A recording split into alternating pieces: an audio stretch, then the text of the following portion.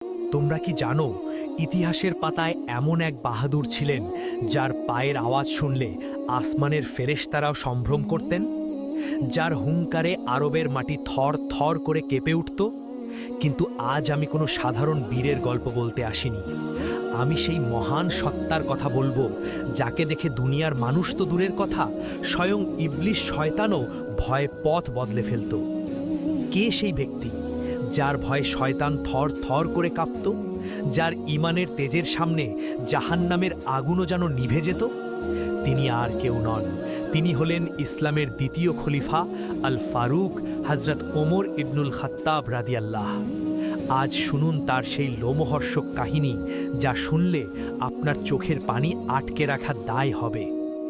আরবের মরুভূমি তখন তপ্ত, জাহিলিয়াতের অন্ধকারে ডুবে আছে মানুষ। কিন্তু সেই অন্ধকারের বুক চিরে জন্ম নিলেন এক সিংহ পুরুষ, নাম তার ওমর। লম্বায় তিনি ছিলেন সবার চেয়ে দীর্ঘ, গায়ের রং ছিল উজ্জ্বল, আর দু চোখে ছিল এমন এক তেজ যা দেখলে মনে হতো যেন দুটি জ্বলন্ত সূর্য। তিনি যখন কথা বলতেন মনে হতো মেঘ গর্জন করছে, তিনি যখন হাঁটতেন মাটি যেন গর্বে বুক ফুলিয়ে দিত। কিন্তু এই ওমর যখন ইসলাম গ্রহণ করলেন তখন কি ঘটল জানেন? রাসূলুল্লাহ সাল্লাল্লাহু আলাইহি ওয়াসাল্লাম একদিন তার সাহাবীদের দিকে তাকিয়েছিলেন। হঠাৎ তার নজরে পড়ল ওমর রাদিয়াল্লাহ।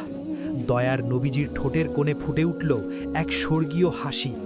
তিনি বললেন, ওমর, ও খাত্তাবের পুত্র, সেই সত্তার কসম যার হাতে আমার প্রাণ, শয়তান যখনই তোমাকে কোনো রাস্তা দিয়ে চলতে দেখে সে তখন ওই রাস্তা ছেড়ে অন্য রাস্তা ধরে পালায়।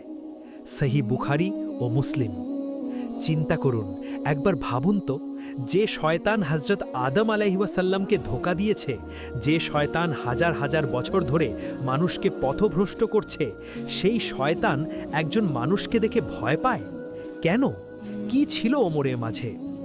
ওমরের জীবন ছিল এক খোলা তরবারি। তার অন্তরে আল্লাহর ভয় এতটাই প্রবল ছিল যে সেখানে শয়তানের কুমন্ত্রণার তিল পরিমাণ জায়গাও ছিল না। একদিনের ঘটনা, মদিনার অলিতে গলিতে খবর রটে গেল, ওমর আসছেন, ওমর আসছেন। মানুষ তো মানুষ, মনে হতো যেন বাতাসও থমকে দাঁড়িয়েছে। শয়তান ওত পেতে থাকত মানুষের অন্তরে ওয়াসওয়াসা দেওয়ার জন্য। কিন্তু যখনই সে দূর থেকে দেখত ওই যে ওমর আসছেন, তার হাতে সেই বিখ্যাত চাবুক, শয়তানের কলিজা শুকিয়ে যেত। শয়তান ভাবত, এই সেই ওমর যার সামনে আমি কোনো পাপকে সাজিয়ে তুলতে পারি না, যার সামনে মিথ্যা বললে জিহ্বা অরষ্ট হয়ে যায়, যার রাগের সামনে আমার সমস্ত চক্রান্ত ধুলোয় মিশে যায়। তাই